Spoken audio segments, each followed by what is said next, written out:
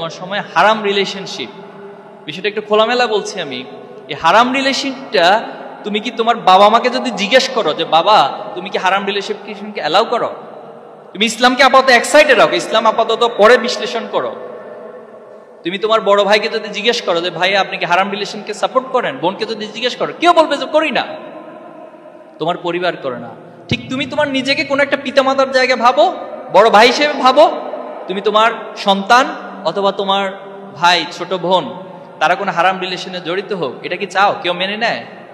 যে জিনিসটা আমি মানতে পারছি না সেটা আমার বাবা কিভাবে মানবে, আমার ভাই কিভাবে মানবে? যে জিনিসটা আমাকে আমার সৃষ্টিকর্তা, আমার ধর্ম নিষেধ করেছেন, সে জিনিসটা কখনো আমার জন্য কল্যাণ বয়ে নিয়ে আসতে পারে না। এজন্য খুব সতর্ক থাকতে হবে।